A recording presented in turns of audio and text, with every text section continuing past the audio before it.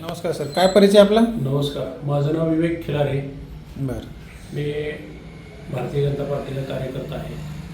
बरं, आपल्याकडे आला तर तिसरं ट्रीटमेंट झालेलं आहे. हो, तिसरा टप्पा आहे. ट्रीटमेंटला यायच्या अगोदर काय काय त्रास होता सर? ट्रीटमेंटला येण्याच्या अगोदर मला जवळपास 3 वर्षापासून पाठीमध्ये फक्त करक भरल्यासारखं वाटायचं 2-4 महिन्याला सतत. बरं. आणि असं चोळून घेणं किंवा अजून गोळ्या अँटीबायोटिक खाणं ह्या गोष्टी चालू होत्या. बरं. पण ते परत जास्त व्हायला लागले. एका हाताला मुंगे येणं सुरू झालं, एका पायाला मुंगे येणं सुरू झालं. मग त्यानंतर आपल्या सल्ल्यानुसार आपण MRI केला. MRI केल्याच्या नंतर मग न्यूरोलॉजिस्टचं ट्रीटमेंट घेतलं. त्या पण 1 महिन्याच्या मी गोळ्या घेतल्या होत्या, 1-2 महिन्याच्या. त्यांनी काय बेनिफिट्स? त्यांनी काय म्हणजे तात्पुरतं बरं वाटायचं, गोळी बंद झाली की परत त्रास सुरू व्हायचा.